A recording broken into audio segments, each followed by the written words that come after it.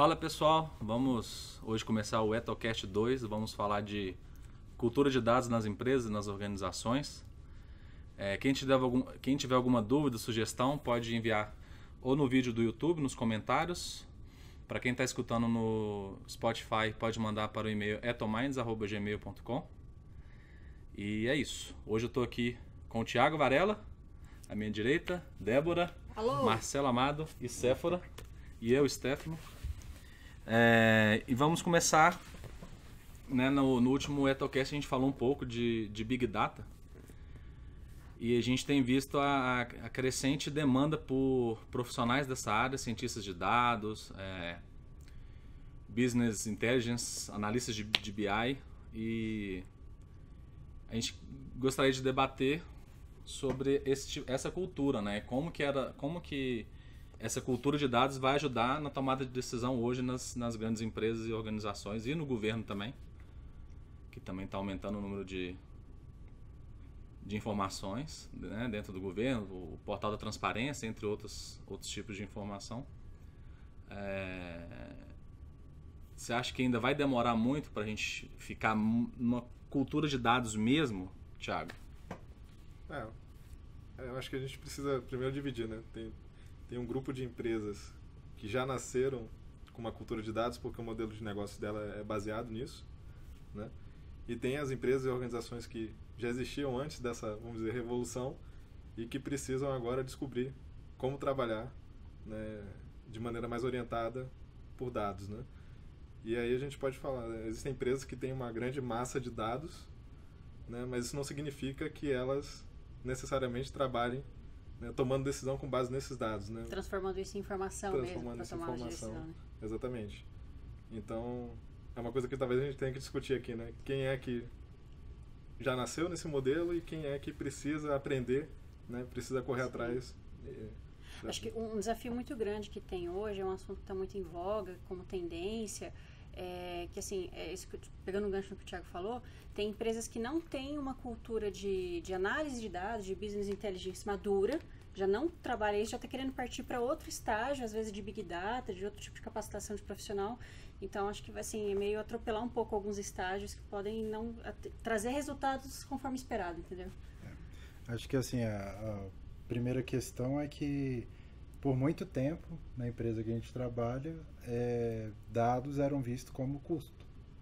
Então, muito foi feito em racionalização de dados, em vamos infraestrutura salvar, de servidores, né? Isso, salvar o mínimo possível de informações, só o necessário, só o obrigatório.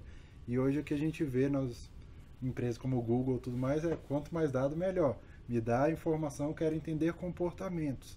Então, como é que você quer entender comportamento dentro de uma empresa que limou os dados e, né, trabalhou com o mínimo possível por tanto tempo, né? Então, traz toda essa necessidade de, às vezes, redesenhar um pouco os processos dos produtos para você incluir mais dados de comportamento nos nossos bancos de dados, né? Será que eu consigo, só com o que eu tenho hoje, da forma que está distribuído hoje, ter acesso a essa informação? Em alguns casos sim, em outros casos não, né? Acho que a maioria das empresas hoje ela tem dados de venda, né, comerciais. Sim. Ela não tem dados de comportamento. É mais raro isso, a não ser que você já tenha uma operação, igual vocês falam, madura, principalmente na internet, que dá para medir em quanto tempo ela compra, se ela vai e volta, se ela compra de primeira e outros dados que são importantes. Em empresas grandes como a famosa história da Target, que é uma varejista lá nos Estados Unidos, que uma menina foi fazer uma compra e fazia compras recorrentemente lá na Target, e aí para ganhar os famosos cupons de desconto ela tinha que se cadastrar com o número social dela lá. E aí um tempo depois chegou um encarte na casa dela de coisas de bebê. E aí o pai dela foi atrás do gerente da loja lá do bairro dele, da vizinhança dele, reclamar, porque ele sabia que essas coisas eram calculadas, né? Já tinha noção de que a Target usava algum tipo de estudo por trás. E o panfleto que foi para a filha dele era fralda, papinha de neném, berço, tudo que envolvia criança. E aí ele brigou com o gerente da Target, falou que era um absurdo, que era um absurdo ficar oferecendo coisa de neném para ela. A menina tinha 15 anos, que não tinha chance de estar acontecendo e tal. E aí uma semana depois ele voltou lá e pediu desculpa pro gente da Target, falando que tinha coisas que aconteciam na casa dele que ele não estava ciente e a Target estava. Ops. Isso é um caso clássico de uso de dados e basicamente foi de hábito de compra, né? Ela começou a comprar mais vitamina, né? Ela estava comprando mais coisas e mais vitamina, entenderam que não era só um período, ela estava já grávida.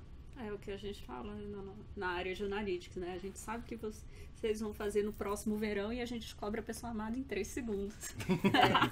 É legal também falar um pouco, porque todo mundo fala sobre o que é data science, o que é big data, o que é analytics, o que é cada um no meio disso, né?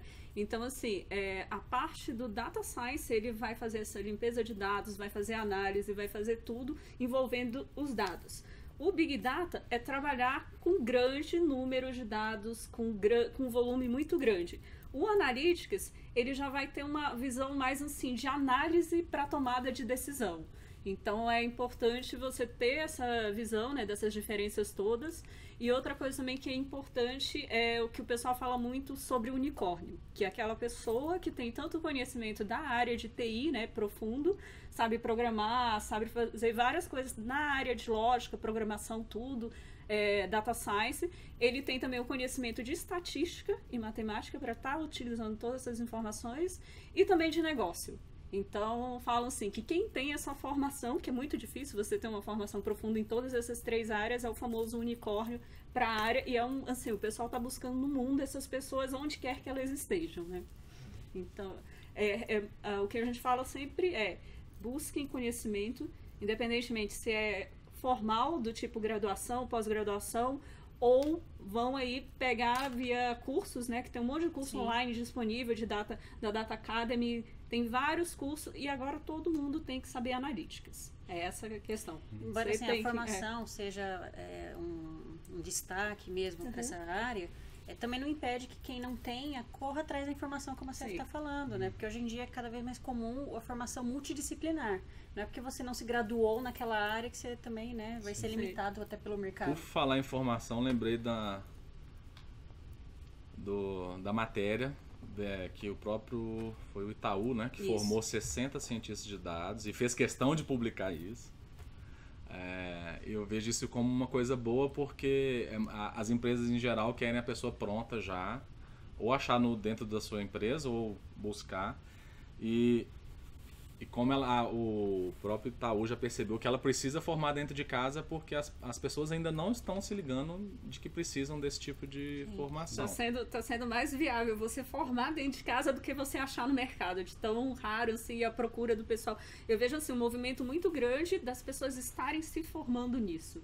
Ainda não tem o top do top disso, assim, não tem muita gente com bastante conhecimento. Tá todo mundo correndo atrás dessa formação, mesmo porque a maioria das pessoas tem formação em outras áreas, né? Então, o momento é agora de estar correndo atrás dessa especialização, desse curso. Agora, uma questão que pode, né, ficar meio nebulosa, né, sempre por que é tão importante, né, trabalhar com dados? Porque, né, a gente fala muito de dados, big data, small data, mas qual é a diferença de trabalhar com isso ou trabalhar no modelo antigo, né? E aí eu resgato um ponto que vocês trouxeram, que é a questão de você entender o comportamento do consumidor para além do que ele declara, né? E quando a gente faz pesquisa de mercado, você está perguntando um pouco do que ele quer.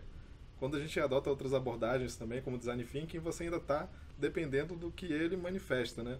Do que ele expressa verbalmente. Mas quando você tem dados, né? Seja dados de compras ou dados gerados por várias transações que ele realizou com o governo, com uma empresa, com uma farmácia, aí você realmente está vendo o que ele precisa, o que ele necessita, que nem sempre ele vai declarar, porque às vezes na cabeça dele não é tão importante ou não convém, né? Então, mas no subconsciente dele, a primeira resposta que ele dá é outra, né? Exatamente. E hoje em dia, com o meio digital, o que mais a gente faz é deixar rastro em diversos lugares, né? Aplicativos, sites, internet. O seu comportamento geralmente é diferente do que você responde numa pesquisa. Na hora da pesquisa, você está lembrando de uma situação em particular, alguma coisa assim. Mas na situação real que você está vivenciando, você é influenciado por N e outras coisas e você faz isso naturalmente. E até por questões morais, né? Você rouba? Não, eu não roubo. É a questão da transparência, né? Tem um livro chamado Círculo, que deu origem ao seriado da Netflix, o Black Mirror, que ele fala muito sobre essa questão da transparência. Tem até o filme. O filme eu não vi ainda, mas minha filha, como é que é? E a terceira, quarta, quinta, sexta. Mas o livro, ele traz esse questionamento que ele fala muito sobre a questão de deixar tudo transparente. Então, o tempo inteiro, tudo que as pessoas estão fazendo, ele é filmado. Não vou dar mais spoiler. Qual que é o limite da privacidade, né? Pra não falar mais os detalhes, para depois quem quiser ler o livro, ver o filme, essas coisas. Mas aí você começa a fazer vários questionamentos, né? É justamente sobre isso. O que você pode fazer, que tem até uma questão também, um conceito de ética. Porque a gente fala assim, se tivesse todo mundo vendo o que você está fazendo, você faria?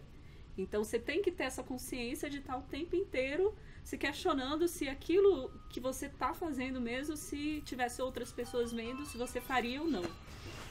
Outra questão também por exemplo, quando você acessa um site, né? E aí você, vou comprar a geladeira, né? E aí você, vou comprar uma TV. E você sai sendo perseguido, mesmo depois que você compra a respeito disso. E vou dar uma dica também que eu aprendi esses dias por conta de viagem. Quando você for fazer alguma cotação de viagem, faça na janela de... Anônima. Por quê? Porque aí não te marca e existem vários algoritmos de preço de passagem que à medida que você vai comprando, né, e que outras pessoas vão comprando, eles vão subindo, e se eles veem que você tem muito interesse, ele vai aumentando aí. É por isso que quando a gente procura num site, daí procura no outro, daí viu a primeira promoção que tem lá e não compra, achando que não, ainda vai baixar. Quando a gente vê na sequência, tá mais caro. É porque ele já te mapeou. Então o pessoal fala assim, algumas dicas aí que a gente vai aprendendo. Como é que os dados... Eu gostei também que esses dias a gente estava vendo uma palestra de um colega que ele estava falando da experiência que ele teve lá no Google, né? E ele falando também que, embora lá eles estejam comentando que não necessariamente as pessoas têm que aprender a programar, porque já vão vir vários programas que você pega, né, orientado, tudo. E aí, mas eu acho que ainda vai demorar um tempinho para chegar aqui, para ser uma coisa assim mais do mainstream, né? Então, ainda falo que mesmo que você ainda não tenha a intenção, assim, de virar um programador mesmo, alguma coisa, é interessante você saber da lógica. Ter a noção. Tanto que ele falou, assim, que os cargos mais procurados lá não eram nem programador, porque ele falou, programador a gente contrata uma empresa na China, terceiriza. O que eles queriam eram engenheiros, matemáticos, estatísticos, pessoal da área de negócio. Então, que tenham... que é a parte lá do analítico de você estudar esses dados todos para tomar a decisão. Tem um outro tipo de questão também, além do Big Data, do Analytics e tudo mais, que é o Advanced Analytics. Que aí ele é um passo além disso, né? Então, a gente está falando do profissional que você precisa e tudo, mas tem startups oferecendo serviço muito interessante também nessa linha. Então, assim, para pensar um pouco no mercado, às vezes não é aplicável para o nosso setor em particular por conta de dados sigilosos, esse tipo de regulação, mas existem ferramentas hoje que elas não precisam, por exemplo, do trabalho de dados anterior. Você não precisa estar limpando sua base para ter os dados mais purinhos para a coisa conseguir analisar do jeito correto, né? Ela pega o dado cru do jeito que está e tenta preencher os gaps, tentando entender o que é aquela informação, cruzando com N bancos de dados pelo mundo. Então ele pega tudo que está na Wikipedia, mistura com o que tiver no GitHub, com o que tiver em outras fontes de dados de inteligência, e ele combina isso com aquela análise daquela informação ali e tenta entender que diabo é essa informação aqui que eu tô cruzando. Isso são sistemas que meio que se alimentam sozinhos, né? Eles vão, enfim, tem toda uma equipe trabalhando para criar essa ferramenta de Advanced Analytics, mas isso já é possível também, é um tipo de ferramenta que é usado no mercado, está disponível para as startups usarem por aí, e que muitas vezes a gente não vai ter acesso, vai ter que competir com esses caras, né, em outros setores, em outras formas de atuar. Eu queria abordar o assunto que eu acho que ainda acontece muito, porque eu já tive que fazer esse tipo de trabalho, eu mexo com dados hoje, de quem demanda a informação ou o relatório, ou o que seja, querer usar o dado só para confirmar uma visão que ele já tem e tipo assim, os dados estão falando isso. É o viés, né? O viés, vocês veem isso muito São más práticas de estatística que estão trazendo... Cara, tem um livro maravilhoso chamado Como Mentir com Estatística. Que não é que ele ensina você a usar essas manobras, mas como não cair nessas armadilhas. Né? De causalidade, isso, né? Sim. Total. E a outra que eu queria conversar era, não sei se vocês viram, essa semana saiu, não sei se foi um comunicado do Banco Central, aquela questão dos bancos serem obrigados a ter uma API para terceiros conectarem, porque os dados são do cliente, não da empresa. Open Bank. Fazer o Open Bank. Como vocês veem o futuro aí a partir do ano que vem, que diz que esse negócio era para 2019? Então, e é justamente uma das coisas que eu estava comentando hoje, né? É bem importante, por exemplo, o acesso cadastral. Se o cadastro é do cliente, né? Por que não a gente usar o login do banco em outras aplicações governamentais? Igual o Facebook, tipo, logar com o Facebook? Exatamente. Então, assim, esse tipo de acesso acho que vai ficar mais frequente, né? Ainda mais com o Bacen dizendo vocês devem fazer ao invés de vocês, né, talvez possam fazer. Não, mas eu acho que é uma solução bem interessante. Os bancos já são muito regulados em termos de cadastro, validação, comprovar que você é você mesmo e tal. Por que não usar isso aí fora, né? E permitir que outro tipo de empresa use isso para fazer para logar e tudo mais. Para os bancos, de certa forma, é bom, porque o cliente está vendo outro jeito de usar os seus dados aqui. Está vendo mais valor em manter o cadastro aqui atualizado, então também é importante nesse aspecto. Com certeza vai cobrar, né? Mas, por outro lado, é a abertura da competição. Mas você está competindo. o que eu tenho visto assim aí fora, né? Por exemplo, o próprio Bacen, ele teve um desafio na Campus Party, ele lançou de dados abertos, do pessoal poder acessar os dados dele. Nesse último fim de semana a gente estava no hackathon da NASA, então a NASA estava disponibilizando os dados para que as pessoas acessassem e pudessem resolver problemas reais. Seria igual o Kaggle faz. Mas só que o Kaggle, ele tem essa questão lá de ser gamificado, né? A pessoa uma sempre... competição, mas a empresa que oferece o prêmio e o negócio, ela disponibiliza todos os dados para você. Sim, mas lá ele é mais direcionado assim. O que eu tô achando legal, o pessoal também da área de saúde, o desafio de dados da área de saúde também, eles têm trabalhado disponibilizando os dados, né? Para que qualquer um possa lá estar trabalhando nesses desafios reais mesmo.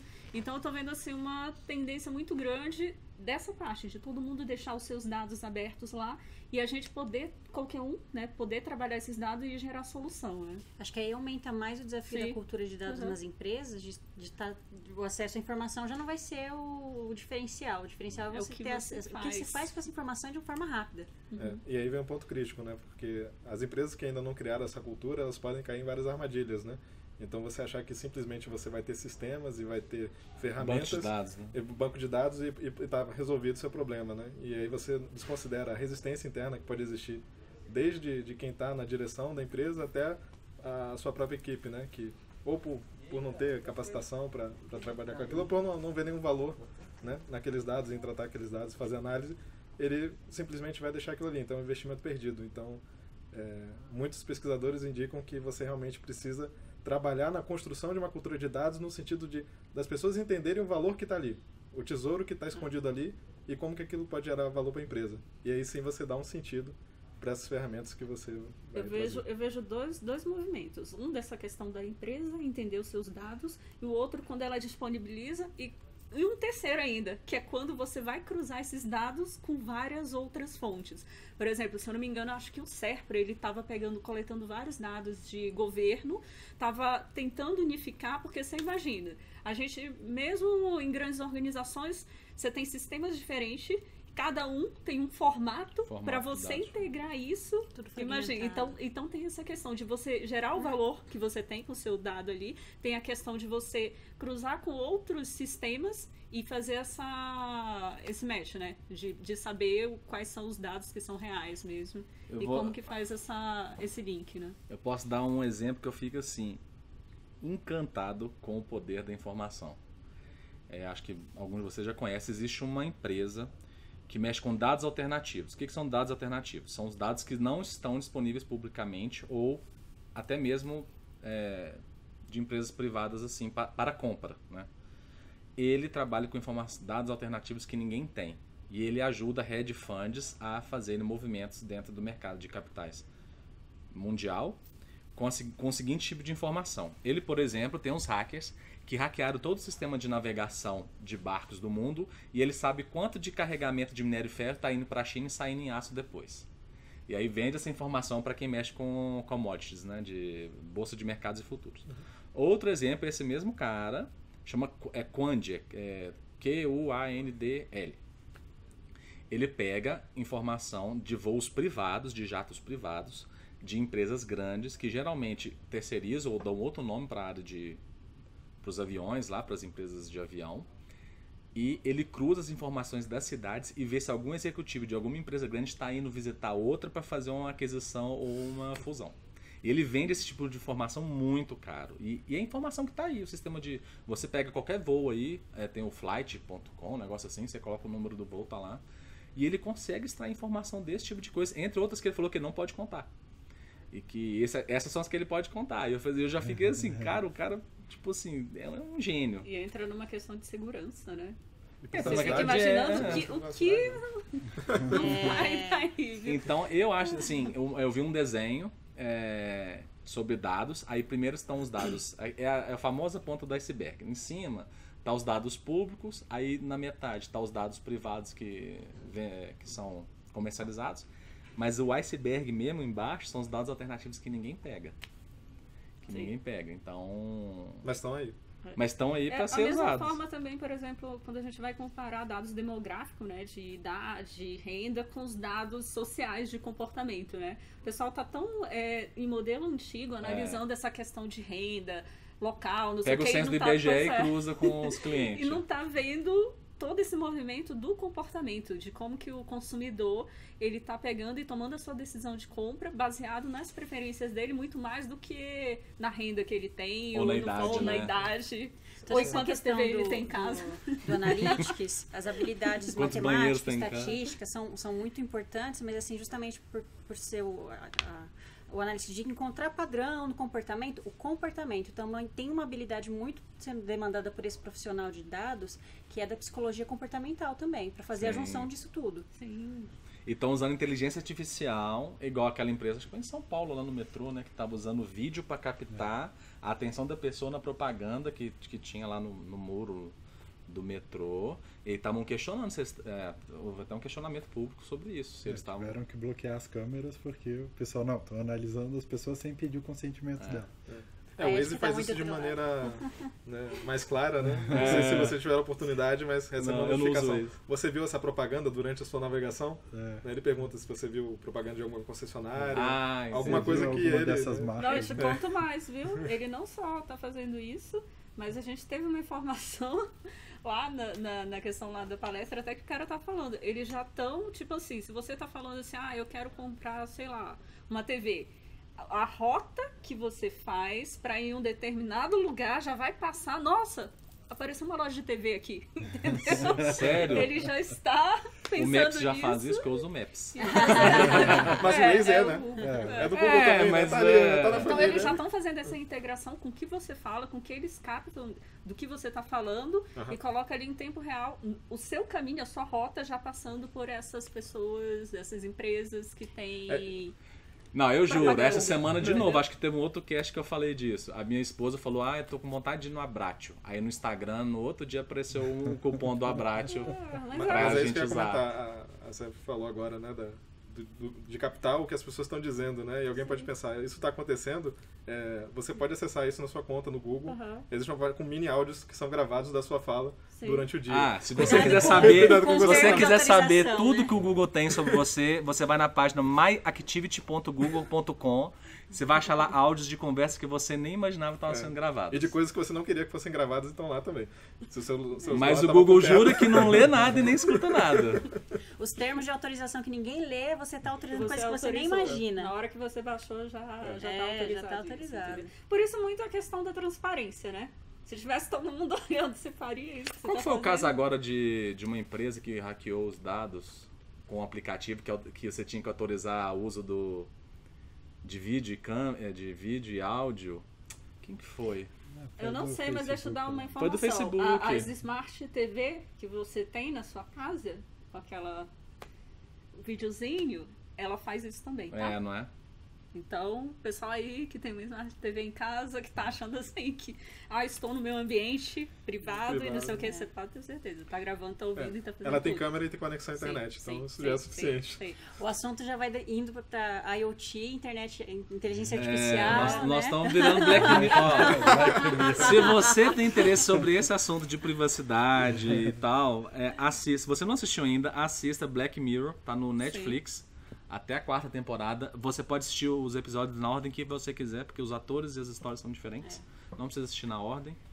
E vou dar um spoiler, rapidinho, que eu aprendi também. Tem um episódio do Black Mirror, não sei se vocês lembram, um cara pedalando pra gerar... Da prisão, Da tipo, prisão. Pois é, ele foi feito, se eu não me engano, qual foi a cidade? Foi Santa Rita do Sapucaí. Lá tem um presídio, né? Que aí os presos lá, eles pedalam pra gerar... Energia pro centro da cidade. Exatamente, energia lá pro centro. E tem a pena reduzida. E foi lá que foi inspirado esse episódio. Os produtores viram, Isso. alguém da produção Sim. viu, Ah, visitou não. a cidade. É sério? É sério. Pra mim, a gente tinha ideia depois. Vimos no Black Mirror, vamos fazer. Não, é o Então, contrário. foi Se inspiraram inspirado. num presídio E brasileiro. esse é um dos melhores episódios dessa temporada. Da primeira, Da primeira, segunda, né? É da primeira. Enfim, é uma discussão muito bacana também. Tem um episódio que é clássico também, que todo mundo deve ter visto, quem viu a Sim, série. mas só fazer um parênteses, já te interrompendo assim, só pra explicar. Nesse episódio das bicicletas, as pessoas elas ficam pedalando pra conseguir um dinheiro, conseguir um Pontos, crédito, né? conseguir pontos, né? Pontuação, gamificação, pra concorrer a uma coisa. Não vou falar mais não, o que é assistam, só pra vale muito a pena. contextualizar, entendeu? Exato. Não, eu ia falar de outro episódio que é um clássico também, que a gente se enxerga como mais próximo da realidade, que é o episódio da rede social, que eu não lembro agora. É o Dive... Ai, eu não lembro, não. Mas eu sei. Ele é o Rose primeiro da Dive. 4ª temporada, né? Da rede social. E eu tive recentemente agora no China Day. E a maioria das fintechs na China utilizam um sistema Nosedive. Nosedive, né? Perfeito. Então, a maioria das fintechs hoje na China usa o sistema de scoring público para definir que nível de acesso o cliente dele vai ter a determinados serviços. Então, uma das coisas que foram apresentadas lá é que se você tiver um bom score, por exemplo, você não precisa fazer depósito para fazer uma reserva de hotel na China. Né? E eles estão usando mesmo, cara? Não é Black Mirror? Não é Black Mirror, eles estão usando mesmo. Eu vi que as escolas estão usando para detectar as feições dos alunos, para saber o humor e se ele tem depressão e se ele vai se suicidar. Não, eles já usam isso. Tem supermercados que usam, inclusive, para que você não precise fazer o pagamento. A Amazon tá lá com a Amazon Go, que você faz as compras e tal. Eles já tem supermercados que fazem um reconhecimento facial e você sai de lá, entra e sai e não faz nenhuma transação. Né? Ela já é debitada da sua conta a partir do reconhecimento Pensou facial. que massa, faz o pagamento com uma piscadinha. Você nem viu, né? Você entra e sai. Mas pra dar um charme, Aí, gente. ó, gente, uma ideia, vai chamar PisquePay. Muito bom. Não, esse é legal, você não consegue nem roubar o supermercado, né? Porque ele vai cobrar a sua conta. Não leva nada. É isso aí, né, galera? Mais alguma dica sobre cultura de dados? Não, eu queria deixar uma dica de livro, né? Vários foram citados aqui, filme também, né? A Sephora citou. Tem um livro que se chama Data Science para Negócios, que não é um livro para quem é técnico da área, né? É um livro que vai te dar um panorama de como que você aplica. Já li, muito bom. Né? É bom, né? Dá um panorama. E dá com casos reais de negócio. Dá com as reais de aplicação de ferramentas, né? De mineração, enfim. Então, para quem quiser entender um pouco mais desse mundo, eu acho que é um bom caminho, né? Para começar. E ver se realmente Eu acho que esse podcast aqui deveria ter vários, entendeu? Porque a gente falou tantas coisas. Tem a parte de segurança, tem a parte de IoT, que são... Cada um é um aspecto, assim, que você fica mais uns 15 minutos aí falando, né? Se bobear, se a galera votar e demandar, a gente pode fazer, né? Específico, parte 2, né? 3. Parte 2 e 3. Pode falar de gestão Se for das do interesse empresas, do como pessoal. se aplica. Né? Sim. Então, galera, a gente vai pedir para vocês colocarem o subtema desse assunto que vocês gostariam de ver de novo. E a gente vai trazer mais informação, mais dicas também. Ninguém aqui sabe tudo, a gente também tem que pesquisar para vir trazer aqui para vocês. E é isso, né? Isso aí. E aí a gente vai falando também o que está acontecendo aí, o que a gente está vendo assim de mais atual, né? Hoje em dia, que eu acho que isso também é muito importante para deixar o pessoal, todo mundo atualizado no que está rolando aí. Isso aí. Beleza. Isso aí, galera. Então, Valeu, um abraço.